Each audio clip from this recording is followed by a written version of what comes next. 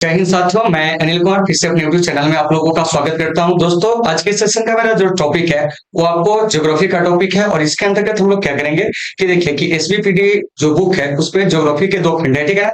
जिसमें से हम लोग क्या करेंगे कि जो खंड बी है उसका हम लोग क्या करेंगे कि इसका जो पहला लेसन है जनसंख्या वितरण घनत्व वृद्धि एवं संगठन, उससे संबंधित जो आपको महत्वपूर्ण प्रश्न है उसका हम लोग एनालिसिस करेंगे। तो चलिए साथियों, आज के इस सेशन को शुरू करते हैं, ठीक है ना। और इससे संबंधित जो भी आपको डाउट होंगे उस डाउट को आप लोग क्या करेंगे कमेंट बॉक्स में जरूर लिखेंगे, ताकि आपके हर एक डाउट को हम क्लियर कर सके। और इसका जो क्वेश्चन सब है, ठीक है, उसको अगर आपको पीडीएफ प्राप्त करना हो तो हमारे चैनल के जो डिस्क्रिप्शन बॉक्स है वहां जाएंगे, जहां पे आपको हमारे जो टेलीग्राम चैनल है उसका आपको लिंक दिया रहेगा। आप वहां से उसे ज्वाइन कर लेंगे और वहां से इस पीडीएफ को आप आसानी से प्राप्त कर सकते हैं। तो चलिए साथियों, आज के सेशन को शुरू करते हैं। तो देखिए, आज के सेशन का जो मेरा पहला प्रश्न है वो आपको क्या कह रहा है, सही कह रहा है कि निम्नलिखित राज्यों में से किसमें शिक्षितों का जो प्रतिशत है वो आपको सर्वाधिक है। मतलब कि यहाँ पे आपसे पूछा जा रहा है कि यहाँ दिए गए जो आपको ऑप्शन है उसमें से किस राज्य में जो है आपको लिटरेसी रेट जो है वो आपको ज्यादा है, यही पूछा जा रहा है। तो देखिए, तो इसका जो सही आंसर हो जाएगा साथियों वो आपको क्या हो जाएगा, जानते हैं, केरल। यानी कि केरल जो है भारत में आपको सर्वाधिक जो है वो आपको शिक्षित राज्य है। यहाँ पे जो है आपको लिटरेसी रेट जो है वो आपको अधिक है। तो केरल का जो लिटरेसी रेट है वो आपको 2011 के जनगणना के अनुसार जो है 93.91% है, ठीक है ना।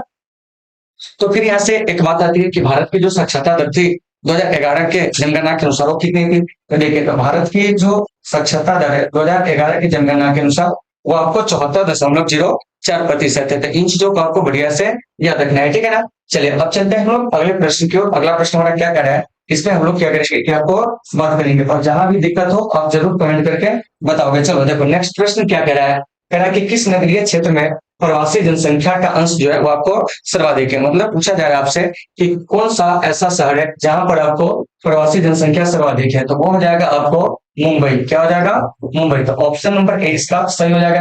तो यहाँ पर एक प्रश्न आती है कि प्रवास हम किसको कहते हैं। तो देखिए, तो जब व्यक्ति अकेले या समूह के साथ अपने मूल स्थान को छोड़कर अन्य स्थान पर जाकर बसते हैं तो उसको हम लोग क्या कहते हैं, प्रवास कहते हैं। तो भारत में सबसे अधिक लोग जो है वो आपको मुंबई में जो है वो आपको प्रवासी के तौर पे क्या करते हैं कि अपना जीवन गुजर बसर करते हैं। तो इन चीजों को आपको अच्छे से देख लेना। और इसमें जो भी नगर दिया गया है सब जो है आपको महानगर है, तो इस चीज को भी आपको बढ़िया से देख लेना। चलिए अब हम चलते हैं अगले प्रश्न को, लेकिन उससे पहले इसका सही आंसर हो जाएगा वो आपको ए हो जाएगा। चलिए, कह रहा है कि निम्नलिखित में से कौन सा एक समूह भारत में विशालतम मतलब भाषाई समूह है। मतलब पूछा जा रहा है कि भारत में सबसे अधिक जो है किस भाषाई समूह के लोग जो है वो आपको रहते हैं। तो ये हो जाएगा आपको भारतीय आर्य। कौन हो जाएंगे, भारतीय आर्य। लगभग आपको 73% लोग जो है वो आपको भारतीय आर्य, तो इसकी संख्या सर्वाधिक है। और मोटे तौर पे जान लीजिए कि भारत में जो है वो आपको क्या है कि भाषा के आधार पर जो लोगों को 4 वर्गों में क्या किया गया कि आपको बांटा गया, जिसमें से आपको एक जो है भारतीय आर्य, एक है आपको चीनी तिब्बती, उसके बाद ऑस्ट्रिक और एक है आपको द्रविड़। तो देखिए, तो चीनी तिब्बती की जो संख्या है ना वो भारत में सबसे कम है। तो सबसे ज्यादा जो आपको जनसंख्या में मिलेंगे वो आपको भारतीय आर्य, दूसरे नंबर पर जो आपको मिलेंगे वो आपको द्रविड़, और तीसरे नंबर पे जो मिलेंगे वो आपको ऑस्ट्रिक, और सबसे लास्ट में जो मिलेंगे वो आपको चीनी तिब्बती। इससे बोलने वालों की जो संख्या है वो आपको काफी कम है। तो आपसे प्रश्न पूछा रहा है विशालतम मतलब भाषाई समूह का, इसका जो सही आंसर हो जाएगा भारतीय आर्य। और ऑप्शन नंबर जो बी है इसका साथियों वो आपको सही आंसर हो जाएगा। इससे आप बढ़िया से देख लीजिएगा, ठीक है ना। चलिए अब चलते हैं हम लोग अगले प्रश्न पर। अगला प्रश्न हमारा क्या कर रहा है इस पर बात करते हैं। देखिए, कह रहा है कि भारत में राज्यों की कुल संख्या जो कितनी है। तो साथियों, भारत में जो राज्यों की कुल संख्या है वो आपको अभी 28 है। कितनी है, 28। और इसी में पूछ देंगे संशासित प्रदेशों की संख्या कितनी है। तो संशासित प्रदेशों की जो संख्या है साथियों वो आपको 8 है। तो आपके एग्जाम में ये दोनों प्रश्न पूछ लिए जाते हैं कि संशासित प्रदेश की संख्या भी भारत में कितनी है, तो आपको 8 है, और राज्य की संख्या पूछेंगे तो आपको 28 है। इन चीजों को आपको बढ़िया से देख लेना है। चलिए अब चलते हैं हम 5 नंबर प्रश्न पर। क्या कह रहा है, देखिए, कह रहा है कि निम्न में से किस अर्थव्यवस्था में उत्पादन का स्वामित्व जो होता है व्यक्तिगत होता है। तो साथियों यह होता है आपको पूंजीवादी अर्थव्यवस्था में, ठीक है ना, कि जहां भी आपको पूंजीवादी अर्थव्यवस्था है वहां पे क्या होता है उत्पादन के जो साधन होते हैं उस पर आपको निजी स्वामित्व होता है, और उसका उद्देश्य भी जो होता है वो आपको निजी लाभ जो होता है वो आपको अर्जित करना होता है। तो इन चीजों को आपको बढ़िया से देख लेना है। तो ऑप्शन नंबर जो सी है इसका सही हो जाएगा। दूसरी बात है समाजवादी अर्थव्यवस्था में जो होता है उत्पादन के साधन पे जो होता है वो आपको राज्य का जो होता है वो आपको स्वामित्व होता है और इसका जो उद्देश्य होता है अधिक से अधिक समाज का कल्याण करना। उसके बाद है आपको मिश्रित अर्थव्यवस्था, जो कि हमारे भारत में है। तो मिश्रित अर्थव्यवस्था का जो उद्देश्य होता है वो क्या होता है, तो आपको निजी और सार्वजनिक दोनों लोगों का विकास हो। यानी कहने का मतलब ये हुआ कि ये जो मिश्रित अर्थव्यवस्था है इसमें आपको निजी स्वामित्व भी होते हैं और आपको सरकारी स्वामित्व भी होते हैं। जैसे हमारे भारत में यही अर्थव्यवस्था है और सबसे पहले मिश्रित अर्थव्यवस्था जो अपनाया था वो आपको फ्रांस ने अपनाया था। इन सभी चीजों को आपको बढ़िया से देख लेना है। इसी में अगर हम पूछ देंगे कि बताइए पूंजीवादी अर्थव्यवस्था वाले कुछ देशों का एग्जाम्पल बताइए, तो देखिए इसमें आपको अमेरिका क्या है, अमेरिका हो गया। इसके अलावा आपको कनाडा हो गया, ऑस्ट्रेलिया हो गया। तो ये सब ऐसे देश है जहां पर आपको पूंजीवादी अर्थव्यवस्था। और एक चीज और याद रखिएगा कि लगभग लगभग जो भी डेवलप कंट्री है, ठीक है ना, वहां पर आपको क्या मिलेंगे कि आपको पूंजीवादी अर्थव्यवस्था मिलेंगे। वहीं समाजवादी अर्थव्यवस्था की बात करते हैं तो अभी वर्तमान में आपको चीन में है, इसके अलावा क्यूबा में है और आपको उत्तर कोरिया में समाजवादी अर्थव्यवस्था। और भारत में पूछेंगे कैसी अर्थव्यवस्था है, तो आपको हो गया मिश्रित अर्थव्यवस्था है। ठीक है, चलिए इसका सही आंसर सी हो जाएगा। आगे चलते हैं क्या कर रहा है, तरह के संदेशों का आदान प्रदान क्या कहलाता है। तो साथियों संदेशों का जो आदान प्रदान होता है वो आपको संचार कहलाता है, क्योंकि संचार का अगर आप डिफिनेशन दोगे तो क्या देंगे, ठीक है ना। तो संदेशों का सफलतापूर्वक जो आदान प्रदान होता है उसी को हम लोग क्या कहते हैं, संचार कहते हैं। तो संचार के बहुत सारे साधन है, जैसे देखिए कि आपको टेलीफोन हो गया, ठीक है ना, इसके अलावा आपको मोबाइल हो गया, ये सब संचार का जो है आपको साधन है। समाचार पत्र हो गया,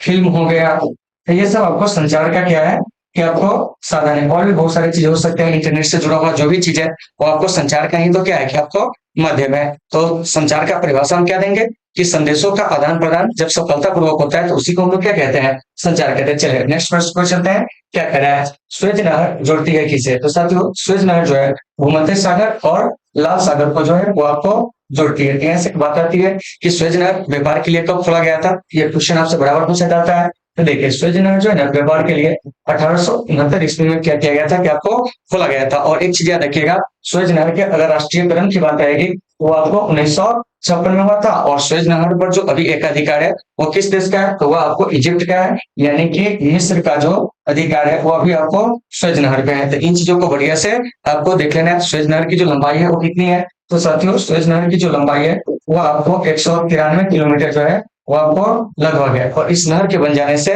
भारत और अमेरिका के बीच की जो दूरी होती है वो आपको 4000 किलोमीटर जो होती है वो आपको कम हो जाती है। किसके बीच की दूरी, तो याद रखिएगा भारत और अमेरिका के जो बीच की दूरी है वो आपको 4000 किलोमीटर कम हो जाती है। जबकि आपको भारत और यूरोप के बीच की दूरी अगर पूछा जाए तो यह आपको 7000 किलोमीटर जो होती है वो आपको कम हो जाती है। मात्र कितना जानते हैं, तो आपको यानी 193 किलोमीटर लंबी नहर के बनने से। तो इन चीजों को आपको बढ़िया से देख लेना है। और इस पे जो एकाधिकार है वो आपको मिसी का है। इसका सही आंसर जो हो जाएगा वो आपको डी हो जाएगा। चलिए नेक्स्ट क्या कर रहा है, निम्नलिखित में से किस देश में इंटरनेट का प्रयोग सबसे अधिक होता है। तो साथियों वह आपको अमेरिका में, यानी कि अमेरिका में सबसे ज्यादा इंटरनेट का प्रयोग किया जाता है। और एक चीज याद रखिएगा, इंटरनेट की शुरुआत जो होती है वो आपको 1969 में होती है। तो इस बात को भी आपको अच्छे से याद रखना होगा कि इंटरनेट की शुरुआत कब होती है, 1969 में। लेकिन हमारे भारत में जो इंटरनेट लाया जाता है वो आपको 1995 में। तो आपसे ज्यादातर प्रश्न ये पूछा जाएगा कि भारत में इंटरनेट जो लाया गया था कब, 1995। लेकिन विधिवत रूप से जो हमारे यहाँ इंटरनेट की सेवा जो शुरू होती है वो आपको 1998 में। तो देख लेना कि आपके जो एग्जाम होते हैं उस एग्जाम में मतलब कि जो ऑप्शन है वो आपको क्या दिया जा रहा है, ठीक है ना। यानी कि विधिवत रूप से जो इंटरनेट की शुरुआत करेंगे तो आपको भारत में 1998 में, लेकिन लाया कब गया था, 1995 में। तो इन चीजों को आपको बढ़िया से देख लेना। और इसका सबसे ज्यादा प्रयोग करने वाला जो देश है वो आपको अमेरिका है। और इसकी शुरुआत आपको अमेरिका से ही क्या है कि आपको हुई थी 1969 में। तो इन चीजों को आपको देख लेना। आगे चलते हैं, कि लंबी दूरी तक भारी सामान ढोने के लिए कौन सबसे सस्ता परिवहन है। तो देखिए तो लंबी दूरी तक भारी सामान ढोने के लिए जो है वो आपको जल परिवहन जो है वो आपको ज्यादा जो होते हैं आपको इम्पोर्टेंट होते हैं। आज भी देखते होगा कि दुनिया का जो होता है अधिकांश व्यापार जो होता है वो आपको जल परिवहन के माध्यम से ही होता है, ठीक है ना, यानी समुद्री मार्ग के रास्ते ही होता है। तो इस बात को आपको अच्छे से ध्यान देना है। तो इसका सही आंसर हो जाएगा वो आपको भी हो जाएगा। चलिए आगे, कह रहा है कि रेशम मार्ग रोम से किस देश को जोड़ता था। तो देखिए रेशम मार्ग जो है आपको रोम से चीन को जोड़ता था। और इस रेशम मार्ग की जो लंबाई थी वो आपको लगभग 6000 किलोमीटर की, कितना थी, 6,000 किलोमीटर। और इस रेशम मार्ग पर सबसे ज्यादा जो नियंत्रण रखने वाला जो प्राचीन काल का एक शासक था भारत का, उसका नाम था आपको कनिष्क। और कनिष्क जो था वो आपको कुषाण वंश का था। तो वही आपको सिल्क रूट पे सबसे ज्यादा क्या किया था कि आपको नियंत्रण रखा था। तो इन सभी चीजों को आपको अच्छे से देख लेना है। इधर आप देख रहे हैं वियतनाम, ठीक है ना। ये हिंद चिन्ह का क्या है कि आपको एक देश है जिसकी राजधानी आपको हनोई है, इसे भी याद रखिएगा। जापान की राजधानी जो है टोक्यो है, और म्यांमार की राजधानी कहेंगे तो वह आपको कहाँ है, तो नेपी क्या है। तो इन सभी बातों को आपको अच्छे से देख लेना है। और चीन की राजधानी पूछेंगे तो आपको बीजिंग हो जाएगा। तो इस प्रश्न का जो सही आंसर हो जाएगा वो आपको ए हो जाएगा। और आप लोगों को समझ में आ रही है या नहीं आ रही है कमेंट करके जरूर बताओगे, ठीक है ना। चलते हैं 11 नंबर प्रश्न पर। देखिए क्या कह रहा है कि आसियान का मुख्यालय कहाँ है। तो साथियों आसियान का जो मुख्यालय है ना वो आपको जकार्ता में है। कहाँ है, जकार्ता में। तो यहाँ से एक बात आएगी कि जकार्ता जो है वो आपको कहाँ है। तो साथियों जकार्ता जो है ना वो आपको इंडोनेशिया की क्या है, क्या आपको राजधानी है। तो फिर यहाँ से एक बात आती है कि सर ये जो आसियान है इसका गठन कब होता है। ठीक है, आपको 8 अगस्त 1967 को जो होता है आसियान का क्या होता है कि गठन होता है। और इस आसियान में अगर हम सदस्य देश की बात करते हैं तो आसियान में जो सदस्य देश की संख्या है वो आपको 10 है। और इस 10 देश को आप आसानी से क्या कर सकते हैं, याद रख सकते हैं, ठीक है ना। तो इसके लिए आपको एक छोटा सा ट्रिक जो होगा वो आपको याद रखना होगा। क्या याद रखना होगा ट्रिक, तो देखिए इसका ट्रिक होगा इस फिल्म में कथावी गुरु नहीं है। यहाँ से आसियान के सभी देश जो है वो आपको निकल जाएंगे। इस फिल्म में कथावी, याद रखिएगा क्या है, कथावी ब्रुनेई जो है वो आपको है। यहाँ से ये सारे के सारे देश जो है वो आपको निकल जाएंगे। 10 देश जो है आसियान पे निकल जाएंगे। बस ट्रिक को याद रखना है, इस फिल्म में कथावी ब्रुनेई है। अब देखते हैं कि इससे कौन सा देश होगा। तो देखिए साथियों इससे जो हो जाएगा वो आपको इंडोनेशिया, इस बात को आपको याद रखना है। चलिए उसके बाद हो जाएगा आपको सबसे सिंगापुर। फर्स्ट जो हो जाएगा फिर से फिलीपींस हो जाएगा। चलिए लास्ट से हो जाएगा आपको लाओस, याद रखिएगा इस चीज को, ठीक है ना। मेन से हो जाएगा आपको म्यांमार। उसके बाद आपको क से ये हो जाएगा आपको कंबोडिया। उसके बाद आपको थ से ये हो जाएगा आपको थाईलैंड। उसके बाद जो नेक्स्ट है वो है आपको वी। तो वी से जो हो जाएगा वो आपको वियतनाम। तो देखिए किस प्रकार से आसियान में जो टोटल सदस्य देश की संख्या है वो आपको कितनी है, तो आपको 10 से। देखिए इसको काउंट कर लीजिए, 1 2 3 4 5 6 7। उसके बाद जो हो जाएगा आपको क्या 8 9। तो देखिए इसमें छूट कौन रहा है, देखिए इस फिल्म, या देखिए म एक छूट गया था। तो म से जो हो जाएगा ना वो आपको मलेशिया हो जाएगा। क्या हो जाएगा, मलेशिया। देखिए एक मलेशिया छूट रहा था। तो आप इसको बढ़िया से देख लीजिएगा कि इस फिल्म में कथावी गुण नहीं है। यहाँ से आसियान के सभी सदस्य देश जो है आपको मिल जाएंगे। और आपके एग्जाम में पूछे जाते हैं कि आसियान में जो है कौन सदस्य राष्ट्र है या नहीं है, तो आप इसको बढ़िया से देख लीजिएगा। आसियान जो है एक क्षेत्रीय संगठन है दक्षिण पूर्व एशिया के देशों को, क्योंकि आसियान का पूर्ण रूप होता है association of South East Asian nations. इन सभी चीजों को आपको बढ़िया से देख लेना। चलिए अब चलते हैं हम लोग 11 नंबर प्रश्न पर, सॉरी 12 नंबर। इसका सही आंसर सबसे पहले जो हो जाएगा वो आपको डी हो जाएगा। आगे देखिए क्या कर रहा है, निम्नलिखित केंद्र शासित प्रदेशों में से किसकी साक्षरता दर जो है ज्यादा है। तो देखिए लक्षद्वीप की जो साक्षरता दर है ना वो आपको ज्यादा है, लक्षद्वीप का। और लक्षद्वीप जो है वो आपको भारत का एक द्वीप समूह है जो आपको अरब सागर में क्या है, क्या आपको स्थित है। दूसरी बात लक्षद्वीप के बारे में चीजें देखिएगा, किसे मूंगों का द्वीप जो है वो आपको कहा जाता है। और यह क्षेत्र की दृष्टि से सबसे छोटा क्या है कि आपको केंद्र शासित प्रदेश है। तो इन सभी चीज को आपको बढ़िया से देख लेना है। तो ऑप्शन नंबर बी जो हो जाएगा इसका क्या हो जाएगा, सही हो जाएगा। चलिए आगे 2011 की जनगणना के अनुसार भारत का जनसंख्या घनत्व जो है वो कितना है। तो साथियों 2011 की जनगणना के अनुसार भारत का जो जनसंख्या घनत्व है वो आपको 382 व्यक्ति प्रति वर्ग किलोमीटर है। तो ऑप्शन नंबर ए इसका सही हो जाएगा। तो देखिए तो यहाँ से एक प्रश्न आएगा कि जनसंख्या घनत्व हम किसको कहते हैं, तो कहेंगे प्रति वर्ग किलोमीटर क्षेत्र में निवास करने वाले लोगों के औसत संख्या को जनसंख्या घनत्व कहते हैं। और भारत में सबसे ज्यादा जनसंख्या घनत्व वाला जो राज्य है वो आपको बिहार है। और इसका जनसंख्या घनत्व जो है 1106 व्यक्ति क्या है कि आपको प्रति वर्ग किलोमीटर है। वही भारत में सबसे कम जनसंख्या घनत्व वाला अगर हम राज्य पूछेंगे तो हो जाएगा आपको अरुणाचल प्रदेश। यहाँ का जनसंख्या घनत्व जो है मात्र आपको 17 व्यक्ति क्या कहेंगे कि आपको प्रति वर्ग किलोमीटर। इन चीजों को भी आपको अच्छे से याद रखना होगा कि अरुणाचल प्रदेश का जनसंख्या घनत्व कितना है, तो 17 व्यक्ति प्रति वर्ग किलोमीटर। बिहार का कितना है, 1106 व्यक्ति प्रति वर्ग किलोमीटर। और सबसे ज्यादा जनसंख्या घनत्व वाला राज्य की अगर बात आएगी तो उसमें बिहार हो जाएगा। तो इन सभी चीजों को आपको बढ़िया से देख लेना है। तो ये जो देख रहे हैं 13 नंबर प्रश्न, इसका सही आंसर ए हो जाएगा। चलिए 14 में चलते क्या कह रहा है। 2011 की जनगणना के अनुसार किस राज्य का जनसंख्या घनत्व जो है सबसे अधिक है? तो अभी बताया थे जनसंख्या घनत्व सबसे अधिक पूछेगा तो आपको बिहार का कितना है, तो अभी जस्ट बताया था पिछले प्रश्न में 1106 व्यक्ति क्या कहेंगे कि आपको प्रति ओवर किलोमीटर। तो देखिए तो यहाँ पे समझ आइए कि जनसंख्या घनत्व का मतलब हुआ क्या। तो जैसे देखिए 1 किलोमीटर इधर भी, 1 किलोमीटर इधर भी, 1 किलोमीटर इधर भी, 1 किलोमीटर इधर भी, तो इसके जो बीच का एरिया है यह आपको 1 वर्ग किलोमीटर हो जाएगा।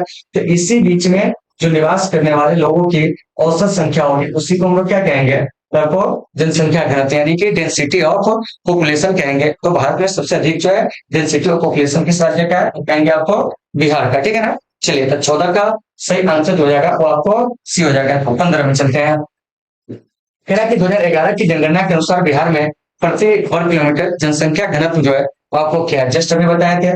तो आपको 1106 व्यक्ति प्रति वर्ग किलोमीटर, इसका सही आंसर जो हो जाएगा वो आपको सी हो जाएगा। हालांकि याद रखिएगा कि जनसंख्या की दृष्टि से हमारे बिहार का जो स्थान है भारत में 2011 की जनगणना के अनुसार वो आपको क्या कि तीसरा है। पहले स्थान पर आपको उत्तर प्रदेश, दूसरे स्थान पर आपको महाराष्ट्र और तीसरे स्थान पर कहेंगे तो आपको बिहार। लेकिन जनसंख्या घनत्व के मामले में अगर हम बात करते हैं प्रति वर्ग किलोमीटर सबसे ज्यादा लोग कहाँ रहते हैं, तो इसका सही आंसर हो जाएगा आपको क्या जानते हैं बिहार, जहां 1106 व्यक्ति जो है प्रति वर्ग किलोमीटर में क्या करते हैं कि आपको निवास करते हैं। उम्मीद है कि आप इन चीजों को समझ गए होंगे। तो 15 का सही आंसर जो हो जाएगा वो आपको क्या हो जाएगा, सी हो जाएगा। चलिए 16 में क्या कि भारत में पूर्ण जनगणना पहली बार कब हुई थी, तो साथियों भारत में पूर्ण जनगणना पहली बार जो होती है 1881 में। यानी कहने का मतलब हुआ कि नियमित और वैज्ञानिक रूप से भारत में जनगणना की जो शुरुआत होती है वो आपको कब होती है, इसे आपको याद रखना है कि नियमित और क्या कहेंगे हैं तो वैज्ञानिक रूप से जनगणना की शुरुआत करेंगे तो वह आपको कब हुई थी, तो 1881 में हुई थी। तो इन चीजों को बढ़िया से देख लेना है।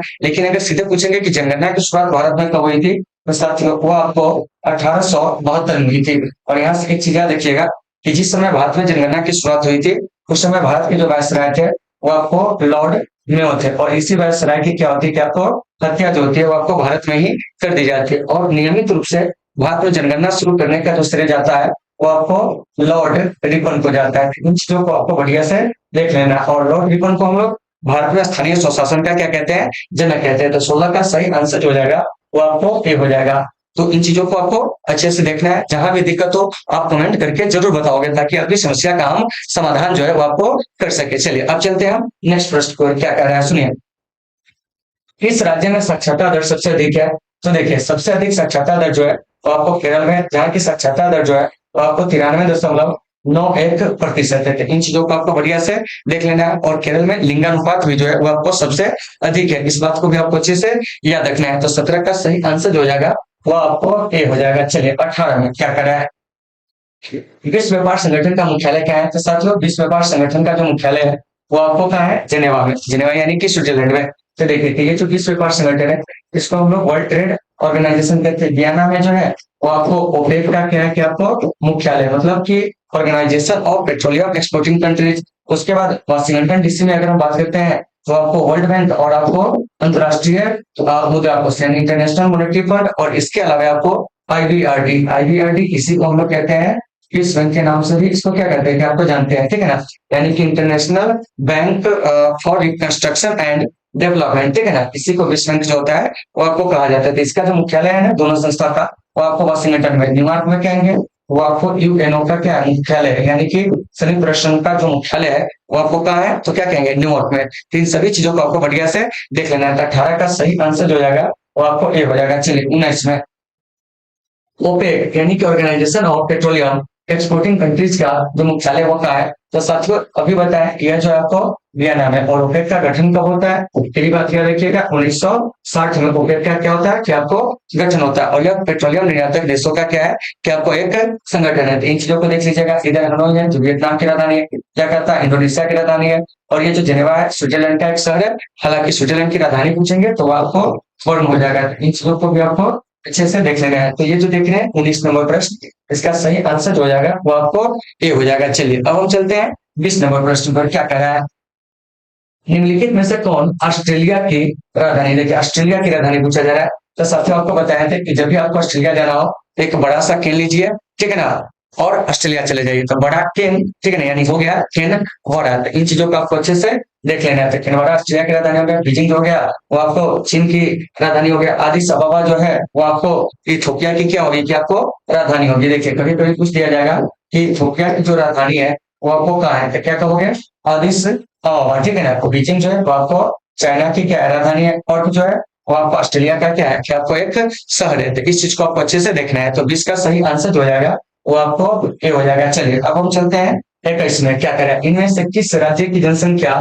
सबसे अधिक है। तो देखिए सबसे अधिक जनसंख्या जो है वो आपको उत्तर प्रदेश का है। तो पहला नंबर पर हो जाएगा वो आपको उत्तर प्रदेश, दूसरा नंबर पे जो हो जाएगा साथियों वो आपको महाराष्ट्र। ये सब डाटा जो हम दे रहे हैं ना 2011 के जनगणना के अनुसार दे रहे हैं, ठीक है ना। तीसरा नंबर पे जो हो जाएगा जनसंख्या के मामले में वो हमारा बिहार हो जाएगा। तो ऑप्शन नंबर जो है इसका क्या जानते हैं, ए, वो आपको सही हो जाएगा। सबसे अधिक जनसंख्या वाला राज्य पूछेंगे तो आपको उत्तर प्रदेश हो जाएंगे। चलिए अब चलते हैं 22 नंबर प्रश्न में, क्या कह रहा है, भारत में सबसे कम जनसंख्या किस राज्य की। तो साथियों भारत में जो सबसे कम जनसंख्या है ना वो आपको सिक्किम का है 2011 के डाटा के अनुसार। तो ऑप्शन नंबर 20 का सही हो जाएगा। सबसे अधिक जनसंख्या कहेंगे तो हो जाएगा उत्तर प्रदेश, सबसे कम जनसंख्या तो आपको सिक्किम। चलिए नेक्स्ट प्रश्न क्या कह रहा है, भारत में विश्व की कुल जनसंख्या के कितने प्रतिशत लोग बसते हैं। तो देखिए दिए गए ऑप्शन के हिसाब से आपको 18%। तो ऑप्शन नंबर 30 का क्या हो जाएगा, सही हो जाएगा, ठीक है ना।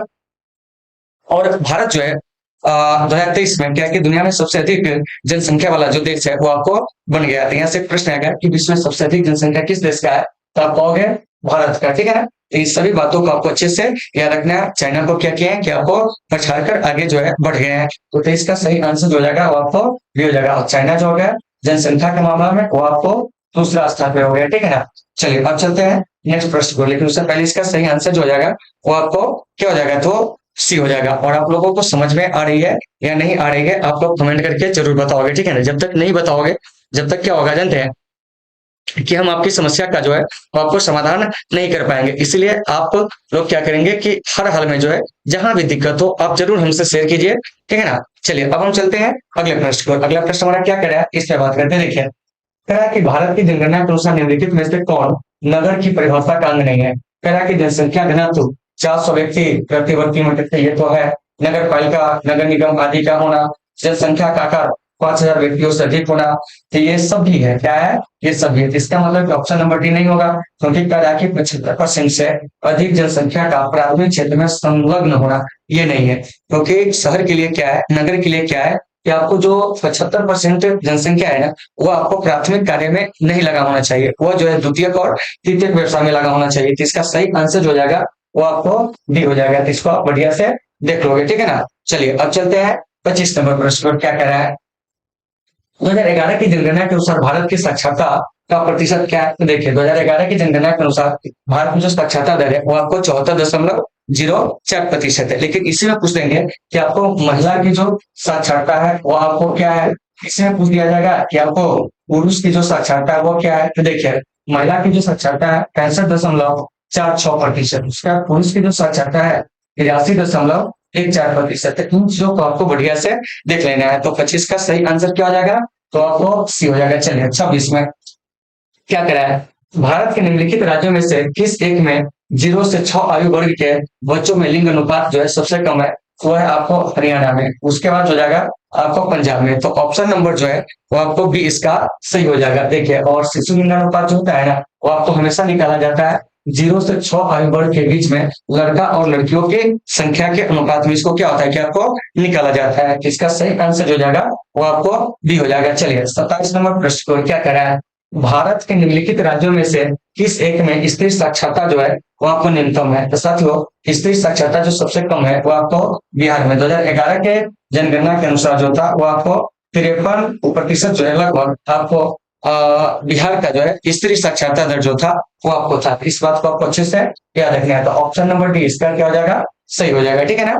चलिए अब हम यहाँ से अगले प्रश्न को चलते हैं और फिर देखते हैं कि अगला प्रश्न हमारा क्या कह रहा है। देखिए 2001 की जनगणना के अनुसार निम्नलिखित में से किस राज्य का जनसंख्या घनत्व जो है वो आपको न्यूनतम था। तो देखिए तो यह हो जाएगा आपको अरुणाचल प्रदेश। क्या हो जाएगा, अरुणाचल प्रदेश। यानी कि 2001 के अनुसार भी क्या है कि अरुणाचल प्रदेश का ही जनसंख्या घनत्व न्यूनतम था। और यहाँ पर भी हो जाएगा 11 के अनुसार भी पूछेंगे तो आपको अरुणाचल प्रदेश हो जाएगा, क्योंकि इसकी आबादी ही कम होगी, ठीक है ना। तो ऑप्शन नंबर ए जो है इसका क्या हो जाएगा, सही हो जाएगा। चलिए आगे चलते हैं, क्या कर रहा है, किस भाषा परिवार की जनसंख्या सबसे कम है? शुरू में बताया था कि चीनी तिब्बती जो परिवार है उसकी जो आपको क्या है जो जनसंख्या है वो आपको सबसे कम है, और सबसे अधिक कहेंगे तो वो हो जाएगा आपको भारतीय आर्य। क्या हो जाएगा? भारतीय आर्य, सबको याद रखिएगा। उसके बाद द्रविड़ हो जाएगा दूसरा नंबर पे, उसके बाद अस्ट्रिक हो जाएगा आपको तीसरा नंबर पे, पहले नंबर पे भारतीय आर्य, और चौथे नंबर पे जो जाएंगे वो आपको चीनी तिब्बती। यानी कि भारत में जो है भाषा परिवार को जो है मुख्यतः 4 वर्गों में क्या किया गया है कि आपको बांटा गया है। तो इन सभी चीजों को आपको बढ़िया से देख लेना है। तो 29 का सही आंसर जो हो जाएगा वो आपको क्या हो जाएगा? वो आपको डी हो जाएगा। चलिए आगे चलते हैं, क्या कर रहा है सुनिए। कह रहा है 2011 की जनगणना के अनुसार भारत की जनसंख्या जो थी वो आपको कितनी थी? तो वह आपको लगभग आपको 121 करोड़। तो वही पूछेंगे कि आपको 2001 के अनुसार, तो वो हो जाएगा आपको 102.8 करोड़। तो इन सभी चीजों को आप अच्छे से देख लेना है। और भारत में सबसे अधिक जनसंख्या वाला राज्य पूछेंगे साथियों, तो वो हो जाएगा आपको कौन जानते हैं? आपको उत्तर प्रदेश। और सबसे कम पूछेंगे तो हो जाएगा आपको सिक्किम। तो ये जो 30 नंबर प्रश्न देख रहे हैं इसका सही आंसर जो हो जाएगा वो आपको ए हो जाएगा। उम्मीद है कि आप इसे समझ गए होंगे। चलिए अब चलते हैं 31 नंबर प्रश्न पर। देखिए क्या कह रहा है, खरीफ फसल की कृषि ऋतु क्या है? तो देखिए खरीफ फसल जो होता है ना साथियों, वो आपको जून से सितंबर माह में जो होते हैं वो आपको क्या होता है, किसकी ऋतु होती है? यानी कि जून में जुलाई में जो होता है फसल को बोया जाता है, और आपको सितंबर अक्टूबर में जो होता है वो आपको फसल को काट लिया जाता है। ठीक है ना? ये जो खरीफ फसल है इसको हम लोग पतझड़ फसल के नाम से भी क्या कहते हैं कि आपको जानते हैं। और यह केबीसी का पूछा गया प्रश्न है कि खरीफ फसल का अन्य नाम क्या है? तो क्या कहेंगे? पतझड़ फसल। उसके बाद जो है आपको और भी चीज हो सकते हैं क्या, जैसे देखिए अक्टूबर से मार्च अप्रैल, तो ये हो जाएगा आपको रबी फसल की जो ऋतु है वो हो जाएंगे। ठीक है ना?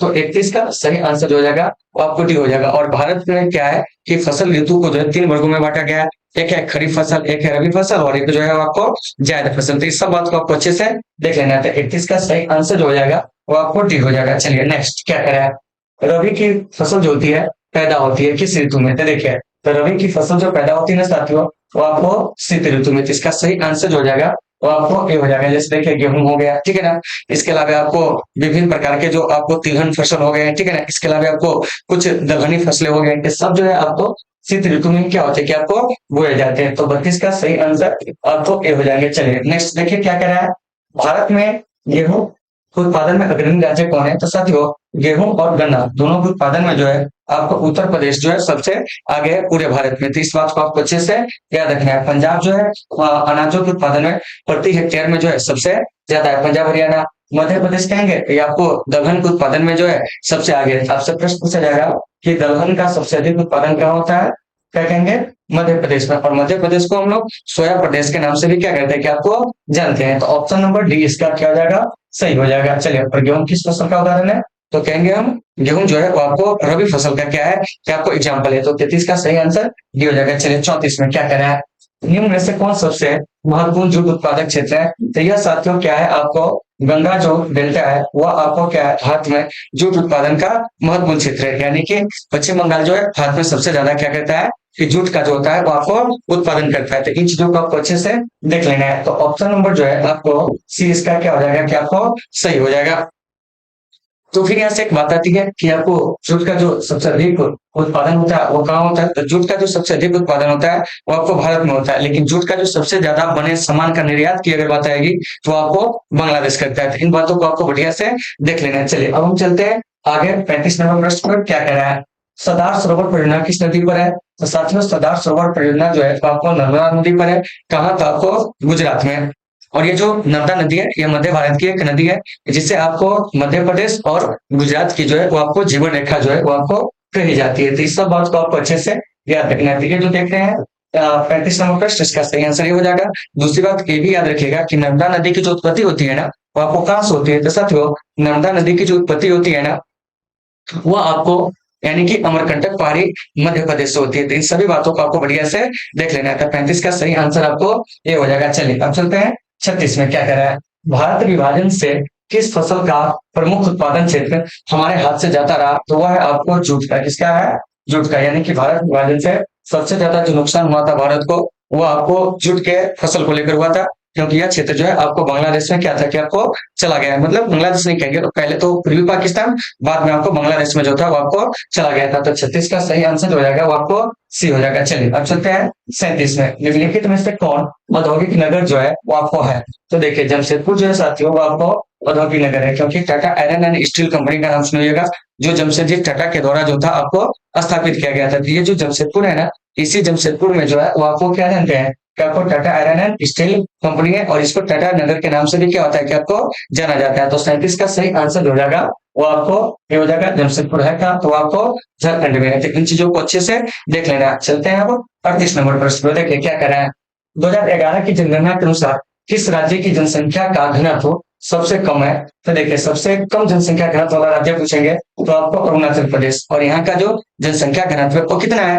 तो आपको 17 व्यक्ति प्रति वर्ग किलोमीटर है। तो इन चीजों को भी आपको बढ़िया से देख लेना है। तो 38 का सही आंसर ए हो जाएगा। और आप लोगों को समझ में आ रही है या नहीं आ रही है, आप लोग कमेंट करके जरूर बताओगे। चलिए अब चलते हैं हम लोग अगले प्रश्न की ओर। अगला प्रश्न हमारा क्या कह रहा है, इस पे हम लोग क्या करेंगे कि आपको बात करेंगे 39 नंबर प्रश्न में। देखिए 2011 की जनगणना के अनुसार निम्नलिखित राज्यों में से किसमें नगरीय जनसंख्या का अनुपात जो है सर्वाधिक है? तो साथियों नगरीय जनसंख्या का अनुपात कहेंगे सर्वाधिक कहा है, तो हो जाएगा आपको गोवा में। क्या हो जाएगा? गोवा में। मतलब पूछा जा रहा है कि किस राज्य में जो है सबसे अधिक जो है नगरीय जनसंख्या का प्रतिशत है, इसका सेंस ये हुआ। तो ये हो जाएगा आपको कौन जानते हैं? तो आपको गोवा हो जाएगा, ठीक है ना। लेकिन इसमें पूछेंगे सर्वाधिक नगरीकृत राज्य कौन है, ठीक है ना, तो हो जाएगा आपको महाराष्ट्र, क्योंकि महाराष्ट्र में नगर की भी संख्या तो क्या है, ज्यादा है। देखिए सर्वाधिक नगरीकृत राज्य कहेंगे तो महाराष्ट्र, लेकिन किस राज्य में क्या है कि आपको नगरीय जनसंख्या का अंश जो है सर्वाधिक है, तो वो हो जाएगा आपको गोवा में। तो ऑप्शन नंबर बी इसका क्या हो जाएगा? सही हो जाएगा 39 का। चलिए 40 में क्या करें। निम्नलिखित विद्वानों में से किसने मानव विकास सूचकांक निर्मित किया था? तो वह था आपको डॉक्टर महबूब उल हक, यानी ऑप्शन नंबर 20 का सही हो जाएगा। तो फिर यहाँ से एक बात आती है कि डॉक्टर महबूब उल हक जो थे वो कहाँ के शास्त्री थे? तो देखिए ये जो थे आपको पाकिस्तान के शास्त्री थे, और इन्होंने ही सबसे पहले क्या किए थे कि आपको मानव विकास सूचकांक को तैयार किए थे। और मानव विकास सूचकांक किस संस्था के द्वारा तैयार की जाती है? तो याद रखिएगा यूएनडीपी के द्वारा। और इस यूएनडीपी का गठन जो है 1965 में हुआ था, कहीं कहीं आपको 1966 में मिलेंगे। और इसका जो मुख्यालय है वो आपको कहाँ साथियों? तो आपको न्यूयॉर्क में। यहाँ से इस बात को भी आप याद रखिएगा, यूएनडीपी का मुख्यालय क्या है? न्यूयॉर्क में। और ये क्या करता है? तो मानव विकास सूचकांक को क्या करता है कि आपको तैयार करता है। तो 40 का सही आंसर हो जाएगा तो आपको भी हो जाएगा। और पूछेंगे कि किस भारतीय अर्थशास्त्री का नाम जो है वो आपको मानव विकास सूचकांक से जुड़ा हुआ है, तो क्या कहेंगे? प्रोफेसर अमर्त्य सेन, जिन्हें 1998 में क्या हुआ था कि अर्थशास्त्र के क्षेत्र में जो था वो आपको नोबेल प्राइज जो था वो आपको दिया गया था। इस सब बात को आपको देख लेना है। तो 40 का सही आंसर बी। चलिए 41 में कि लेगून और पर्स झील पाए जाते हैं कहाँ? केरल में, पश्चिम बंगाल में, उड़ीसा में। ये सभी हो जाएगा। क्या हो जाएगा? सभी हो जाएगा, ठीक है ना। तो देखिए कई सारे आपको लेगून झील है जिसके बारे में आपको याद रखना है। जैसे आपको चिल्का एक क्या है? लेगून झील है, और खारे पानी की सबसे बड़ी झील है जो कि आपको उड़ीसा में। तो ऐसे चीज को भी आपको याद रखिएगा। और यह आपको समुद्र तट के किनारे ऐसे झील आपको देखने को क्या होंगे? मिलेंगे। लेकिन ज्यादातर आपको केरल, पश्चिम बंगाल और उड़ीसा में मिलेंगे। हालांकि भारत के 9 राज्य समुद्र तट से सटे हुए, लेकिन लेगून झील की अगर बात आएगी तो सबसे जो अधिक है इन्हीं राज्यों में आपको देखने को मिलते हैं। तो 41 का सही आंसर हो जाएगा वो आपको डी हो जाएगा। चलिए 42 में क्या कह रहा है। निम्नलिखित में से जल किस प्रकार का संसाधन है? तो साथियों जल जो है ना वो आपको चक्रीय संसाधन है। कैसा संसाधन है? चक्रीय संसाधन है। लेकिन चक्रीय संसाधन होने के बाद भी आज जो है पृथ्वी पर जल की जो है काफी ज्यादा क्या है कि आपको किल्लत है। तो ये जो आप देख रहे हैं, अगर जल का संरक्षण नहीं किया जाए तो आने वाले दिनों में इसका जो होगा आपको भारी खमियाजा जो होगा हम लोगों को भुगतना पड़ेगा, ठीक है ना। इसलिए हम लोगों को जल का क्या करना चाहिए कि आपको संरक्षण करना चाहिए। तो ये जो 42 नंबर प्रश्न है इसका सही आंसर हो जाएगा वो आपको डी हो जाएगा। चलिए आगे चलते हैं। फिर कि इंदिरा गांधी नहर में किस नदी से पानी प्रवाहित होता है? तो ये हो जाएगा आपको ब्यास। क्या हो जाएगा? ब्यास, ठीक है ना। यानी कि सतलज और ब्यास दोनों से क्या होता है कि इंदिरा गांधी नहर जो होते हैं अपने लिए पानी लेता है हर के वजह से, लेकिन यहाँ पर सतलज नहीं ऑप्शन में दिया हुआ, इसलिए इसका सही आंसर हो जाएगा डी हो जाएगा। और इंदिरा गांधी नहर को पहले हम लोग राजस्थान नहर के नाम से क्या करते थे कि आपको जानते थे। तो 43 का सही आंसर डी हो गया। चलिए आगे चलते हैं। भारत की सबसे लंबी नदी कौन है? तो साथियों भारत की जो सबसे लंबी नदी है ना वो आपको गंगा है। और इसमें पूछ देंगे चौड़ी नदी, तो हो जाएगा आपको ब्रह्मपुत्र। कौन हो जाएगा? ब्रह्मपुत्र। देखिए याद रखिएगा कि भारत की सबसे लंबी नदी गंगा, सबसे छोटी नदी क्या आएंगे तो हो जाएगा आपको ब्रह्मपुत्र। और ये जो देख रहे हैं गंगा ब्रह्मपुत्र, इस दोनों का जो मुहाना है ना वो आपको क्या आ जाता है? बंगाल की खाड़ी में, ठीक है ना। इसके अलावा महानदी भी बंगाल की खाड़ी में गिरती है, और नर्मदा जो है पश्चिम की ओर प्रवाहित होने वाली भारत की क्या है कि आपको सबसे प्रमुख नदी है। तो 44 का जो सही आंसर हो जाएगा वो आपको ए हो जाएगा। चलिए 45 में, निम्नलिखित में से कौन रेशेदार फसल है? तो साथियों रेशेदार फसल की बात आएगी तो आपको कपास हो गया, जूट हो गया, पटसन हो गया, ये सब जो है कैसा फसल है जानते हैं? तो आपको रिश्तेदार है। बाकी इधर चाय है या आपको रोपण फसल है, ठीक है ना, कॉफी है रोपण फसल है, इस दोनों को आप व्यवसायिक फसल में भी रख सकते हैं। गेहूं जो है वो आपको खाद्य फसल है। भारत में दूसरा सबसे अधिक खाया जाने वाला जो आपको खाद्य फसल है वो आपको कौन है जानते हैं? तो आपको गेहूं है। तो इन चीजों को आपको देख लेना है। लेकिन यहाँ पर हम रिश्तेदार फसल पूछ रहे हैं, इसका सही आंसर जो हो जाएगा वो आपको डी हो जाएगा। चलिए आगे, हरित क्रांति संबंधित है। तो साथियों हरित क्रांति जो संबंधित है वो आपको खाद्यान्न उत्पादन से, तो इस चीज को आपको देख लेना है।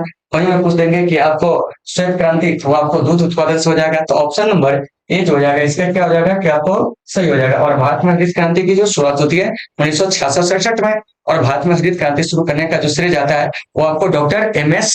स्वामीनाथन को जाता है। तो इन सभी चीजों को आपको बढ़िया से क्या करना है, देख लेना है। और दुनिया में हरित क्रांति का जनक आएंगे तो वे हो जाएंगे आपको कौन? Doctor Norman Borlaug. तो इन चीजों को आपको बढ़िया से देख लेना है, ठीक है ना। फिर है चाय उत्पादन। तो पूछेंगे भारत में चाय का सबसे ज्यादा उत्पादन कहाँ होता है? तो कहोगे असम में। कपास का सबसे ज्यादा उत्पादन तो आपको गुजरात में। तो ये सारी चीज आपको अच्छे से याद होना चाहिए। तो ऑप्शन नंबर जो है ये इसका क्या हो जाएगा, सही हो जाएगा। चलिए आगे क्या करें, भारत में हरित क्रांति शुरू हुई थी तो साथियों यह आपको 1960 के दशक में, अगर 1960 का दशक ऑप्शन में नहीं रहेगा तो 1966 में क्या होता है कि भारत में हरित क्रांति की क्या होती है कि आपको शुरुआत होती है। तो 47 का सही आंसर हो जाएगा और आपको डी हो जाएगा। चलिए अब चलते हैं 48 में। देखिए क्या करें, ऑपरेशन फ्लड संबंधित है किससे?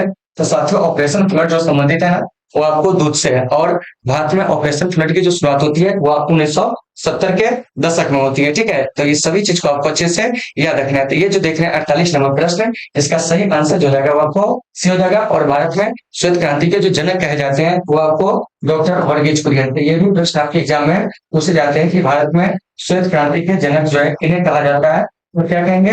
वर्गीज कुरियन। और ये जो श्वेत क्रांति है इसका उद्देश्य क्या था? तो भारत में प्रति व्यक्ति जो दूध की उपलब्धता है उसको क्या करना था कि आपको बढ़ाना था। तो 48 का सही आंसर समझ पाएंगे क्या? तो आपको सही। चलिए गेहूं का सबसे अधिक उत्पादन कहेंगे वो आपको उत्तर प्रदेश में, नारियल का सबसे अधिक उत्पादन तो आपको केरल में, ठीक है ना। उसके बाद कपास का सबसे अधिक उत्पादन कहेंगे तो आपको गुजरात में। तो इन सभी चीजों को आपको बढ़िया से याद रखना है। चलिए अब चलते हैं अगले प्रश्न पे। 49 नंबर क्या कह रहा है, निम्नलिखित में से सर्वाधिक प्रदूषित कौन सी है? ये दिए गए नदी में। तो देखिए इसमें सबसे ज्यादा जो प्रदूषित नदी है वो आपको यमुना है। और यमुना नदी सबसे ज्यादा जो प्रदूषित होती है वो कहाँ होती है?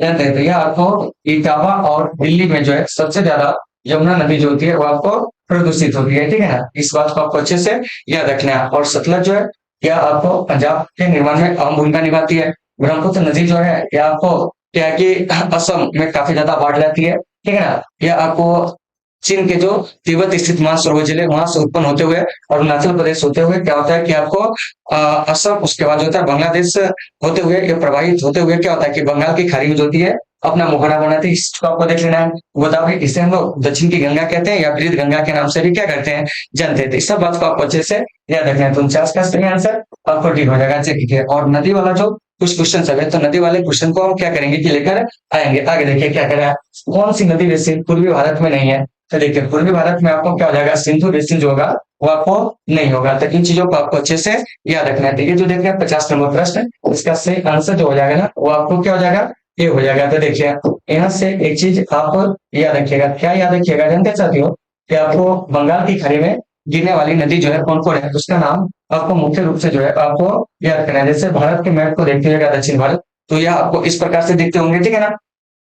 तो देखिए बंगाल की खाड़ी में जो गिरने वाली नदियां है उसमें कौन कौन प्रमुख है? तो देखिए इसमें आपको गंगा हो गया, गंगा के अलावा जो हो गया वो आपको ब्रह्मपुत्र हो गया, ब्रह्मपुत्र के अलावा आपको महानदी हो गया, गोदावरी हो गया, कृष्णा हो गया, कावेरी हो गया, हुगली हो गया, पेन्नार हो गया। तो इसे भी आपको याद रखना है, ठीक है ना। कौन सी नदी? तो आपको पेन्नार। तो देखिए ये सारी नदियां जो है तो आपको कहाँ गिरती जानते हैं? आपको बंगाल की खाड़ी में। देखिए एक बार बता देते हैं कौन कौन। तो देखिए गंगा, ठीक है ना, गंगा के अलावा ब्रह्मपुत्र, महानदी, गोदावरी, कृष्णा, कावेरी, हुगली, पेन्नार। और इधर देखिएगा आपको अरब सागर में गिरने वाली नदियों में तो आपको देख लीजिए इधर सिंधु हो गया, क्या हो गया, सिंधु हो गया। सिंधु के अलावा जो हो गया वो आपको नर्मदा हो गया, नर्मदा के अलावा आपको ताप्ती हो गया, माही हो गया, इसके अलावा साबरमती हो गया, पेरियार हो गया, पेरियार के अलावा जो हो जाएगा वो आपको मांडवी हो गया जो कि गोवा की नदी है। इसके अलावा आपको जुआरी हो गया। तो ये सब ऐसी नदियां हैं साथियों जो आपको अरब सागर में अपना मुहाना मतलब मुहाना जो है वो आपको बनाती है। कौन कौन, तो आपको सिंधु, नर्मदा, ताप्ती, माही, साबरमती, पेरियार, मांडवी, ज्वारी। तो ऐसे प्रश्न भी आपके एग्जाम में पूछे जाते हैं, तो आप इसको बढ़िया से देख लीजिएगा। तो 50 नंबर प्रश्न आपका यही कर रहा है। तो देखिए, तो आज के सेशन में हम लोग क्या किया है कि 1 से लेके 50 तक के प्रश्न का एनालिसिस किए। इसमें कुछ आपको मिसलेनियस क्वेश्चन भी जो था वो आपको डाला गया था। कल जो होगा आपको इसी लेसन का जो होगा वो आपको दूसरा क्लास जो होगी मतलब आपको होगी, तो आप उसे भी देख लेंगे, है ना। तो उम्मीद है कि आपको सारी चीज समझ में आ गए होंगे। अगर आपको कहीं से कोई डाउट होती है तो आप कमेंट करके जरूर बताओगे। तो चलिए साथियों, आज के सेशन को हम लोग यहीं पे विराम देते हैं। फिर मिलेंगे आपसे एक बेहतर क्लास के साथ कल। जब तक के लिए आप सभी साथियों से सुविधा, take care all of you.